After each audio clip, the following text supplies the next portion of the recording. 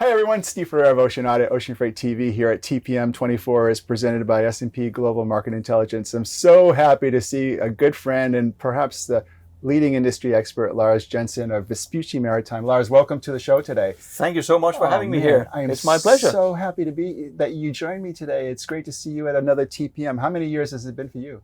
For me, this is the 12th time I'm at the TPM, so I've been watching it grow and grow, but this year it's a leap compared to last year. I know. The feeling is really palpable and the excitement's energetic. And I think a lot of it has to do with that new level that we were talking about earlier, that given so much more room to exhibit is. It's a different flow, a different dynamic this year. And I think a real positive one. So many people coming. Yes. I mean, to me, the real value of coming here is precisely the people that are coming here. And with, I think they're saying 4,000 paying tickets. And obviously there's a lot of people in the surrounding area. Right. I have felt this in the month leading up to TPM with the number of people that have written and set up meetings who want to meet me. I think it's fantastic. I do too. You know, I've had my calendar filled, and as I said, the first person I saw coming in was my good luck charm. It was Peter Churchwell. I think I mentioned that to you. And you know, I love everything that the JOC has stood for, and they put together. And the shows just keep getting better and better, and the content keeps getting better and better. And the TPM academies and now, you know, the dynamic things that you and I are going to talk about are so great. And I just think that this is at first, you know, it's funny. At first I was calling this the Super Bowl of conferences, but I changed my mind. I think it's almost a combination of the Super Bowl and our USA March Madness that we use for basketball. Okay, yeah. Because if you think about it, right, we are a little all mad in this industry, but at the same time, it is a Super Bowl of the best and the brightest of the brightest. Well, listen. Which leads me to solve a debate that's been lingering a little bit here. I'm going to solve it right now. I hope you're not mad at me, but it's time to settle who is the hardest working man in the ocean container business. We're going to settle it mano a mano. Hold on. I'm going to go out on a declaration here. Don't hurt me. I am the hardest working man in the ocean container entertainment business. He is the hardest working man in the ocean container business. I can agree to that. Except I wouldn't call myself hardworking. I make do with just being extremely efficient. Listen, you don't have a theoretical PhD in physics and not hardworking. You are a brainiac, and I'm glad to be a friend and to know you. But I have to forgive me a little bit. I did a little joke. I was talking to our producer, and I was mentioning that, and I'm gonna surprise Lars with that little analogy. And I can only imagine the look on your face where you knew it was a good one. Do you like that? Yeah, I did. I thought it was cute, right? Because Yes. I thought to myself, I'm like our good friend Ian that we just saw, Ian Wayland, where, you know, we have the colorful jackets and the pizzazz, and, you know, Lars comes in and... I'm just the boring old stiff. No. You know, and I wasn't going to say you don't have a pocket protector, you know. Nope. But here's the thing, right? And this is why I think you are the hardest working man and the most intelligent man in container shipping. Because one of the things that you did, you know, this man is over 120,000 approximately followers. You know, I'm at 20,000. I think I was doing a good job, but Lars is, you know, really just done so great. And one of the reasons why is when we get into these crises that we move in from the term I termed containergeddon, and then we go pandemic, and then we go crazy low on the rates. And now all of a sudden, what are we now into day 75 of 80. Day 80 today. and that's what I love is that this Lars Jensen came up with a topic where day 73, day 75, day 78, day 79. When I'm talking about the Red Sea crisis and the updates, and Lars, this has been proven to be so invaluable to people that are looking for market intel on what's happening in the Red Sea. First off, I want to ask you, how did you come up with kind of going on that day-to-day content update? And tell me some of the feedback that you've got from it. Yeah, I mean, initially, if you look all the way back, I'm pretty sure you will not find something that says day 1 this happened and day 2. I think I started putting day numbers on around day 14, 15, or 20, or something to that, because that was when it dawned on me I had actually done daily updates. Right. And I'm getting an enormous amount of feedback on those updates. I know. Precisely down the line of, yes, it is great, it is short and to the point, and we know what's going on. My motivation for doing that one all the way through is I typically see when we have this sort of crisis, let's call it that, there's a tendency for people to wildly exaggerate and go hyperbole on what is happening. Right. Where I see, I simply try to attempt, well, what are the facts here? Let's not blow things out of proportion. If they're bad, they're bad. That's great. But if they're not that bad, let's get that one in too. And also try to filter through all of the noise. What is fact and what is just speculation out there? Yeah, I have so much to ask about that. There's so much to talk about that, and probably more time than we have today. But I think that for the audience perspective, excuse me, that update, it's almost like, Lars, I got to be honest with you. I wouldn't be surprised if somebody from Wall Street's reading that, and you're getting feedback. I'm sure you are from the Wall Street Journal guys and from the media guys, because this moves markets. And I'll give you a good example, right? I love shipping stocks, right? I'm a guru on it. I have one of my financial advisors is one of the best shipping analysts in the world. I can tell you offline, and you probably know who I'm talking about. But the point I wanted to make is that, when something happens, for example, and a soundbite, a media bite gets out there that says, "Oh, well, CMA is going to route a ship through the Red Sea," and it gets through okay. The stock goes down because people are thinking the crisis is over. Oh, there's another sinking. The stocks go up because then the Cape of Good Hope.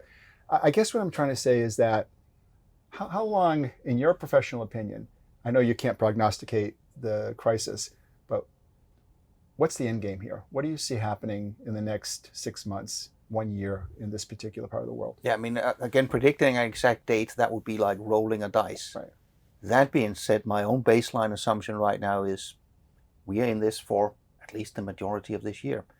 I could be wrong. I might be too pessimistic. But when I look at what's playing out down there, I don't see any reason why they should end anytime soon. Well, Lars, I'm confused. Why are VOCCs still routing through from time? Why do they still test it? Why do they go through and try to get through if there's such a risk? Depends on who you look at. First of all, I just look at the container ships and not a lot of the other ships that go through there. Right. We should focus on that. Yeah, and you got basically two different players. You got large container lines, and right now it is only CMA CGM, and they only do it ad hoc with a few vessels. Do they do it with the French Navy as well? Yeah, they get escorted by the French Navy when they go through. Okay. And clearly they are then willing to run a slightly higher risk. If you go back to around Christmas, both Maersk and CMA CGM decided to go back. Maersk was then shot at twice and pulled back. CMA CGM has also been shot at numerous times, but they still continue, not with all of their ships, right, but with a few of their ships. So right, that must be an internal risk assessment. Maybe there's some French politics coming in on it. I don't really know. And sure, they have a few ships, but in the greater scheme of things, it doesn't really change much. For all intents and purposes, all the main capacity goes around Africa. But then you got a different kind of player out there. Well, two sub-players, because they're all niche carriers. When the Russia-Ukraine war started, and we got a lot of sanctions on Russia, a lot of the main lines stopped servicing Russia. right. But you still have trade that goes from China to, for example, the Black Sea ports in St. Petersburg. So you saw a raft of small Chinese niche carriers start business. They are still running through the Red Sea unimpeded. They have never diverted around Africa. Right. And with the main lines not going into the Red Sea, there's a lot of cargo that needs to go to the Red Sea from Asia and vice versa. So you have a bunch of Asian carriers that are stepping in. They have not really been targeted either. So the main lines are going around. They are, I wouldn't call them sitting ducks, but they are probably high-profile targets. Right. But the small niche carriers, they are then picking up the slack of trying to go through there. But they are not going Asia-Europe. They are solely going Asia-Red Sea. Interesting. Lars, do you think that the Houthis, I mean, do they? It's been said that sometimes they're looking at marine traffic or understanding where the ownerships are, and sometimes they may think a vessel is Israeli, but it's really Panamanian, whatever. It's flagged differently. What do you think the rhyme or reason is in terms of how a ship might be targeted? I don't know if that's an appropriate question. It is an appropriate question, but let me try to answer a slightly different one first. Okay. Because what I've seen a tendency for, and that goes both for the press, it goes for politicians, it goes for everybody, there's this desire to assign a specific nationality to a ship. And in my view, that is a complete fantasy. That doesn't exist. How do you assign? I mean, usually you would have a ship, let's say it is operated by a Danish company. Yes. But the ship is owned by a Singaporean company. Right. And it is subleased through a Greek company. Right. Moving under a Panamanian flag for a shipper in Bulgaria moving to an importer in Turkey. And by the way, it's insured in the UK. What is the nationality of this ship? From my perspective, anybody that wants to assign a singular nationality to a ship doesn't know what shipping is all about. And here we have potential part of the problem, because I think that's what the Houthis are doing. Exactly. They are looking at, Exactly. okay, we've got these 8 different nationalities. One of them is UK, so let's attack the ship. Right. And that's why, from my perspective, a lot of the ships that go through potentially run a higher risk than they think. Because in one of these 10,000 different spurious links, there might be a UK or US company involved. Right, right. I think Lars has just really unlocked one of the keys that you won't see anywhere else, and you only find in places like this. And Lars's upcoming exclusive talk on Wednesday at TPM called Lunch with Lars. But he's just unlocked, or you've just really unlocked to me, a light bulb just went on. I think you named 7 different countries when you just went through that list, and it's just amazing. Lars, let me ask you this. This is really an interesting question, and I don't know if you've had a chance to ponder it. I kind of have, and I'm just wondering whether my numbers are right or whether or not there's some other metric. Here's the question. Would you say, I mean, again, everything is subjective, but before the crisis, before even day one, let's say ocean rates, let's say Asia, US West Coast, let's just kind of go with that. And let's say the ocean rates were plateauing in the, would you probably say, what, 1,500, 2,000 range? I'm just going to say before the crisis. Even the lower end of that. 1,200, 1,000, right? Let's just say 1,000. I guess my question is, what's the X factor on the crisis? Did it 3X it? Did it 2X it? 4X it? Again, it depends on, I mean, I would prefer to look at, let's say, Asia, Europe, because that's directly impacted. Asia, US West Coast, that's an indirect impact. Okay, let's talk Asia, Europe. On the Asia, Europe, you had rate levels, again, rough ballpark, around the $1,000 level pre-crisis. Okay. And then it went up to North Europe and spiked at around $5,000. So a 5X. So that's a 5X. Wow. But this is where nuance becomes incredibly important, because the rate levels just pre-crisis, they were loss-making. The carriers were below water. You saw all the main carriers came out with loss-making results in Q4. Right. So the rate level we had pre-crisis was not normal. It was below waters. It was loss-making. Right. So rates had to go up a certain amount, but certainly not that much. Then they spiked on Asia Europe. That's actually 7 weeks ago we hit a maximum. Right. They have been declining ever since. So of this increase, 40%, so almost half of that increase, has already disappeared. So the initial spike was driven by, part of it was fact, part of it was fear. Part of the fact is, of course, it costs more to sail around Africa. And the disruptions early on were much larger because vessels were stuck in the wrong places. One thing going around Africa, but if your vessel is stuck in the Eastern Med and have to back out of the Med and then go around Africa, right, that's a larger disruption. So you had larger costs early on. And then you had a fear factor because everybody has the pandemic in fresh memory, how that suddenly led to massive shortages of capacity. So a lot of shippers were, of course, busy. We got to ensure capacity, especially up to Chinese New Year. Right. Now things have settled down. We got stable services around Africa. Yes, they are more expensive. Yes, they do take longer time. But the extreme increases in spot rates were not necessarily justifiable in the current environment. So spot rates are abating. They're not going to go back to the levels we came from, but we are already past the worst. So to digest that, if they started out at 5X and now they're down to what, 2X, 3X? No, they're still probably something like 3X or so. Okay. Yeah. All right. My question is, do you see it still sliding down? So it's going to slide down, and we're probably going to end up down on Asia, Europe on something like 2X, 2.5X or something to that effect. So it goes down and it mellows out. But you also had shippers with a lot of contracts. Some of those contracts were not enforceable, so they had to pay higher prices. Some of them were. But the contracts are now being renegotiated. So my expectation on Asia, Europe is some of these contract rates will now start to increase because they are still at relatively low levels. Oh, interesting. So the natural contract rates will elevate. even if the crisis remains static? Yeah, because a lot of these contracts, I mean, they were negotiated Interesting prior stuff, to guys. the crisis. Yeah. So they were predicated on going through the Suez. Right. Now, if you look slightly ahead of time, then it is now important for everybody to start thinking through the scenario. What will happen when the Suez routing reopens? Because there's a couple of things that needs to be planned through here. First of all, when it reopens, you're going to see spot rates collapse more or less overnight. It's going to be a real rapid downturn. Right. And they're probably going to collapse longer than they should because the carriers never managed a soft landing. So they're going to go down and then they're going to bounce a bit up about. So when you have contracts out there, think through, can you make a contract where the underlying base rate actually assumes a Suez routing, and then you have a surcharge going around Africa, but the surcharge will disappear. And then comes the practical effect. This is going to hit especially Europe and to some degree US East Coast. Think it through. The carriers say, for example, tomorrow, now we're going to go back and use the Suez routing. Right. Check, that is great. But that means some of the vessels will now go through Suez.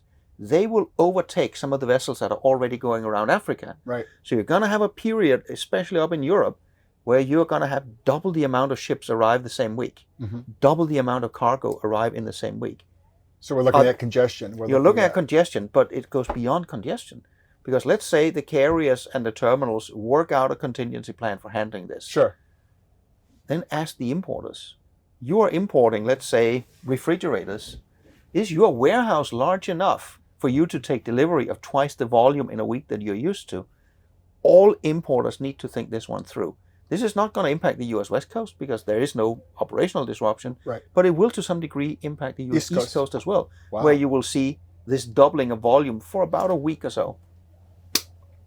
Now it's all coming together. I love somebody else. I think you know John Monroe, right? Yes. And I love John. I've known him for 40 years. John scared the hell out of me the other day. He used a term that's coming back into vogue, MLB. And I thought, Major League Baseball? No, mini Landbridge. And because, more carriers are now using the West Coast and taking the train from the West Coast ports to East Coast ports. And that's known as mini Landbridge. It's kind of a lost art and a science. We don't really have that routing, but that's another factoid how some of these things come into play to avoid the East Coast calling. But listen, I want to get back to you on the Suez for a second, because I'm really fascinated about a couple of things. Well, first off, let me talk about the African routing.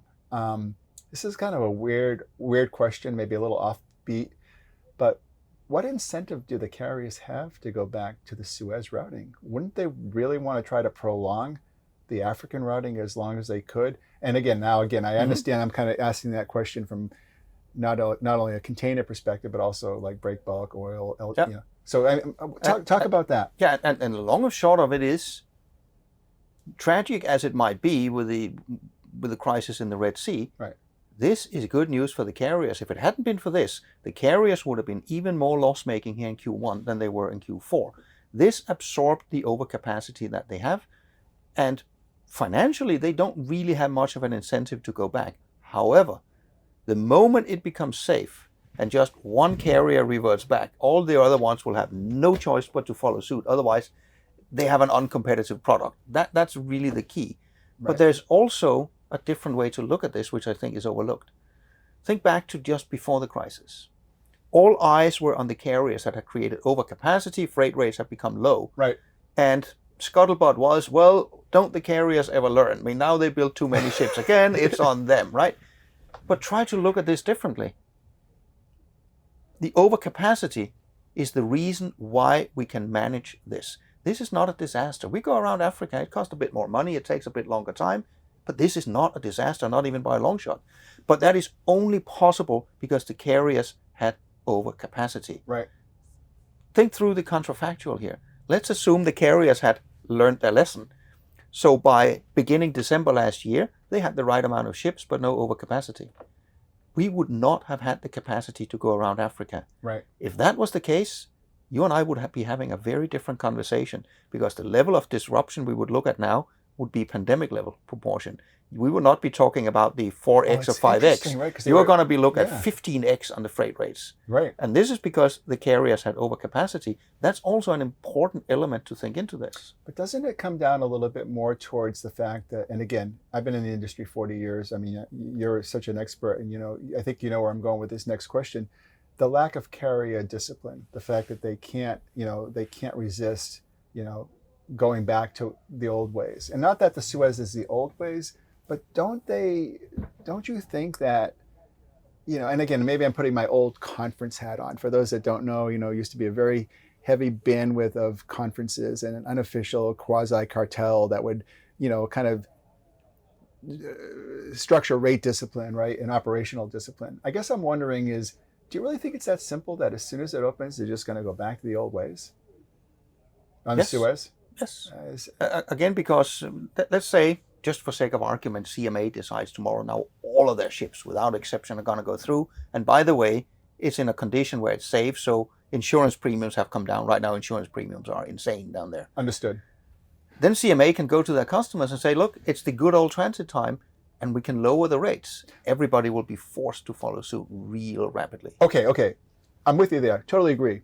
But do you think that it was one thing we hadn't talked about, but is it possible that they could establish like a peak season or some kind of congestion, some kind of surcharge for the Suez that they'll continue to invoke once it's opened? No, because this is... Why is that? Under normal circumstances, this is an extremely competitive market. I know there's been a lot of shipper groups that constantly complain that this is a quasi-cartel and the carriers are rigging the system. But the honest truth is, for most of the time, carriers tend to be loss-making. This is an extremely competitive industry when you look at it in terms of pricing. And I think that really brings me to the question. And again, I want to get into a little bit of one of the really interesting topics you're going to talk about with lunch at L.A.R.S. But before I segue into that, the competitive nature. I mean, I always like to have a differentiation. It used to be in the day, right? We would sell, like when John and I were selling at Sealand or U.S. Lines, we'd always sell a competitive advantage. It wouldn't always be on price. I hear some comments from some of my executive friends here that, some of the BCOs are down to looking for the last $25, right? So I get what you're saying about how that is competitive. Does all that noise that I just mentioned, I guess that's all comes into play in terms of your scenario, right? That they have to react because it's price, it's cost, it's transit. The customer is demanding it. Is that? Yeah, that's a large part of it. And I mean, right now we put a lot of the spotlight on the carriers, but it's equally valid to put it on the cargo owners themselves. Oh, that's a good point. And to me, one of the interesting things is, again, let's rewind a little bit and look during the heyday of the pandemic when we had these massive disruptions. Right. What everybody talked about there was just-in-time logistics is dead. Now it's just in case. Everybody was busy telling each other, we learned the lesson, we need a more resilient supply chain. Right. Fast forward to 2023, freight rates go down. What happened? Everybody went after, I need lower freight rates. I need to shorten my supply chain. Right. And that's not because they haven't learned a lesson, but what do you want them to do? Let's pretend I'm importing T-shirts into the US. Right. And I say, I have learned my lesson. I need a longer, more stable supply chain. That is great. Then somebody will look at my business and say, look at that old fart. He doesn't know how to do business. I can import T-shirts and I can have a lean supply chain that has a lot lower cost and I can compete with him. What am I going to do? Wow. So the cargo owners are being pushed down this path, which of course also then translates into this cost pressure over on the carrier side. So when we talk about the dynamics of the industry, we should always remember there are at least two parties, both the carriers and their customers involved here. Good point. And both parties are driving these cycles up and down. And I don't think there's a lesson to be learned if we look back in history, at least as far as we have data. Shipping has been cyclical since the 1700s when we had data. And I don't see that changing. I totally agree with you. I think actually I just had a really brilliant idea. Let's create a new. How you're in a football stand or soccer stadium or football stadium. Sometimes they put on the scoreboard the noise meter, like 60 decibels, 100 decibels. Have you seen that? Yeah, I have. It's really big, right? Because the crowd's rooting for the soccer team or the U.S. football team. Let's create a L.A.R.S sound meter. No. Hear me out. So I was actually going to kind of lead it off, but I don't want to lead a horse to water. So here's my idea. Let's create a L.A.R.S sound meter. No, hear me out. So I was actually going to kind of lead it off, but I don't want to lead a horse to water. So here's my idea. So I was actually going to kind of lead it off, but I don't want to lead a horse to water. So here's my idea. So if we look at a sound meter, and let's just say the sound meter 100 is like strong, really disruptive, right? Strong measure, and 0 is quiet, soft, niceness, regular. Mm-hmm. On the L.A.R.S sound meter, what was the pandemic period? I would On put that at 0 to 100. I mean, if we put it in a baseline, I would say pandemic. Let's put it at 90. I think you know where I'm going now. Where is the current crisis? 40. Wow, really? Again, because we have the capacity to deal with it. This is not a disaster, not even by a long shot. No, I get it, and I like what you said, but I'm still. It's still interesting that you gave it a 40 because there's still noise. I mean, half of 90 is 45. Yeah, but there is still noise because it depends a bit on where you are. If you are, for example, in the Eastern Mediterranean, I get it. This is highly problematic, and the ones that actually concern me more is the ones we are not hearing about at all. Let me mention two. Please. Sudan. Sudan is in the midst of a civil war. They're still continuing their genocide down in the southern parts. What this has done is it has seriously impeded the import of food and medical relief shipments. Oh. So this has a very, very negative impact. Nobody is really paying attention to that, but that's a very real effect. Right. And the one that concerns me is Ethiopia. Right. To get to Ethiopia, you ship through Djibouti, which means you go through the Gulf of Aden. The main lines still go through the Gulf of Aden into Djibouti, but shipment costs have exploded because it's a more dangerous area to go through. So here we are with a country with 120 million people, right. One of the poorest countries in the world. Now their imports just got a lot more expensive, and it becomes a lot more difficult for them to export the few products they actually do have. So we take a huge country and make them even more poor, and adding insult to injury, it's basically the last of the countries in the whole Sahel region in Africa that has not been completely destabilized by Islamic militants. Right. So we're setting up the ball here for a massive destabilization of a country with more than 100 million people. And Lars, I'm going to go out on a limb here, and there's something that's telling me, I can't remember this, but didn't you do a trek through one of those countries? Weren't you in Africa? Oh, I've been there on a number of occasions. A few years back, I was in Ethiopia and in Eritrea, and just here a couple of months ago in December, I was in Somalia and Somaliland, and had my birthday lunch on the beach in Mogadishu. Wow. You know, this is a brave man to be in Mogadishu, right? I mean, what was it like there? You felt safe? Everything was cool? I don't scare easily, so I can sort of block out the danger factor. Obviously, you need to move with armed security guards, but it was a fascinating place to be. I can imagine. You know, I think that's really one interesting tenet of our industry. You know, Lars was talking about all the different countries that are involved or engaged on how an ocean vessel, container vessel might be registered, and how you can't really pick and choose one country because there are multiple involved. And you just have to look outside the gates of my mobile studio here into TPM land that we're in now and think of the incredible. I just met people from Vietnam. I've met people from Malaysia. There's people from France here. And it brings us back to our globalization. And you know, you always have this successful kind of concluding lunch. The most popular man and most important man in business for container shipping. It's your title. I'm the entertainment guy. But I wanted to ask you, you were speaking on Wednesday. What time is your speech? 12 o'clock. Your talk, I should say. Yes. And, you know, maybe it's because you use the word like new age, but one of the things on your speech really engaged me when you talked about you're going to start talking a little bit about the traditional versus the new age carriers. Could you elaborate a little bit on that, please, for the audience? What could they expect to hear on that? That's fascinating. I mean, the traditional ones, they are basically all the main carriers that I was about to say know and love, but that might be a stretch for some to call them that. Depends on what side of the 90 or 40 scale you're on. The exactly, meter, right? Exactly, exactly. Yeah. But when you look at some of the new carriers that are popping up, some of them are carriers, I would call them born out of sanctions. When we put the sanctions in place against Russia, you had Chinese carriers that start because, well, China doesn't have sanctions on Russia. Sure. So you got carriers coming up saying, fine, this is legitimate for them. Then you also have a new breed of carriers that are emerging, centered around the Middle East. They're not grown up from the bottom. Some of them are simply done with acquisitions, but companies like DP World, Abu Dhabi Port Group, and increasingly you're beginning to see the Saudis come into that as well. They are creating large regional carriers.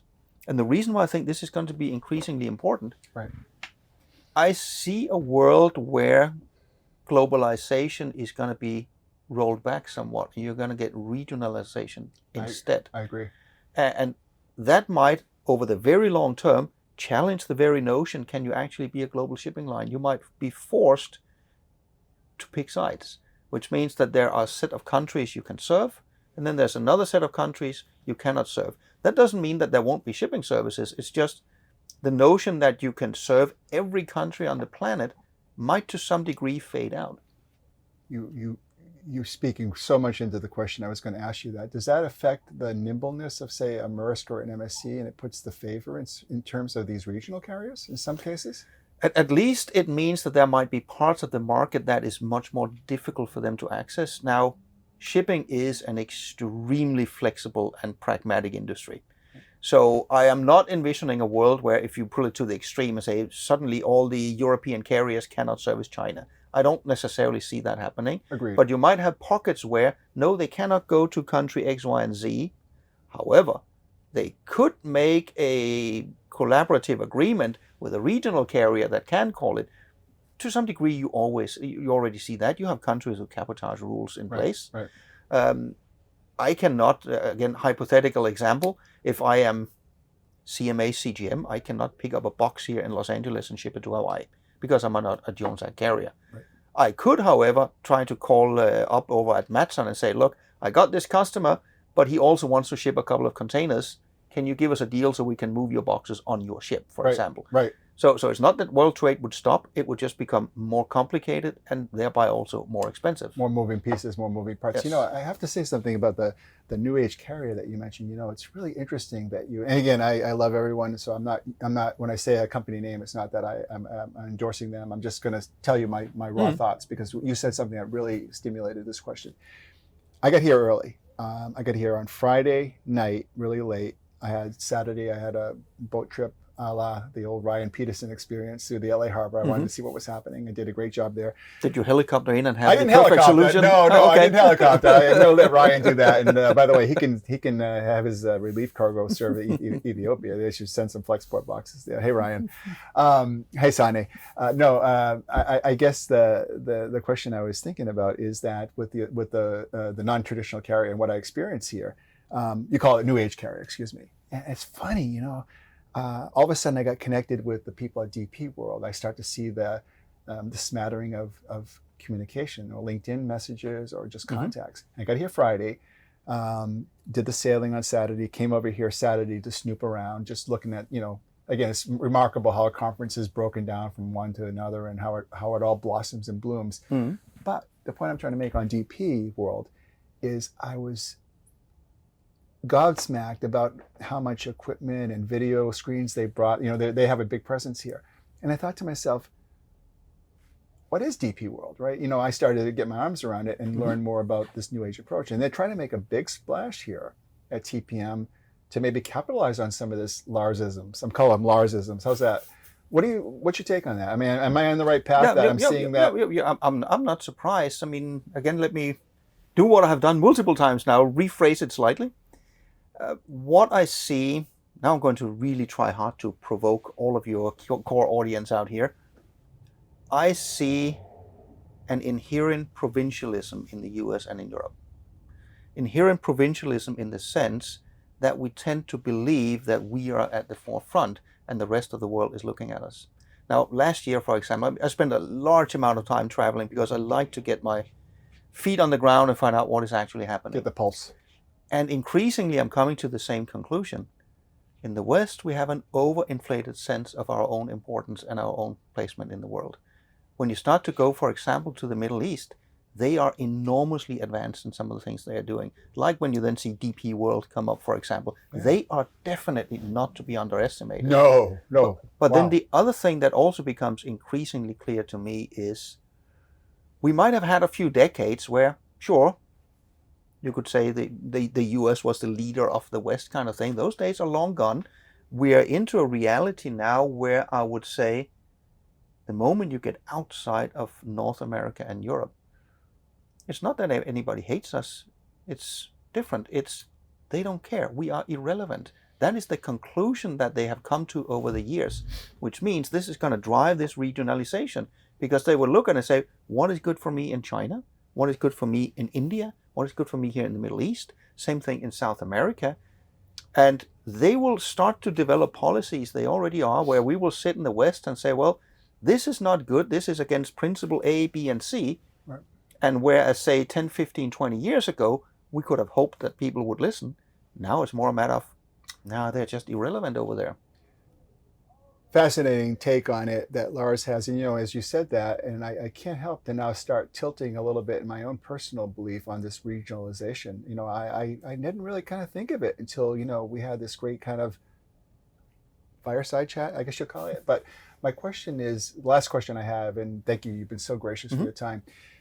How does this potentially impact the build out that we've had of the 25,000, 22,000, TEU container ships? Does having the VLCCs that have the super jumbo ships, does it impact what they've tried to do with their ships at all in your way? Yeah, you can say in retrospect, if the entire industry had known 15 years ago what we know today, they wouldn't have gone to those ships. And they have learned that lesson, because if you look at the vessel orders placed over the last couple of years, sure, they have placed some orders of some of these jumbo ships, right, but increasingly they're ordering vessels a step down, the 15 to 16,000 TEUs. They are more versatile. I kind of look at the analogy almost like what happened with the Airbus 380. It's a very good analogy, because it is the same thing. It has a much better economy, but it also constrains you a lot more in terms of what you can serve. It is less flexible. It's funny how, there are some brilliant people in the industry. And, when they order these ships, the things that they would have been thinking, and it's tough to have a crystal ball, I think the closest thing that we have in container shipping to a crystal ball is this gentleman next to me, Lars Jensen. Lars, I want to thank you so much. I could go on forever.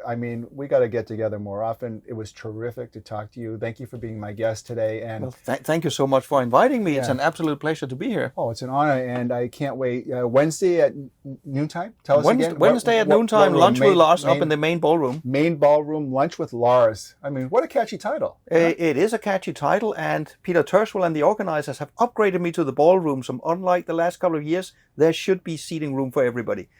And listen, we're not, this is the room that the Secretary of Defense gets, and Lars is getting the same room. So you can bet 4,000, there'll be 4,000 people in the room, and with me, 4,001. Thank you.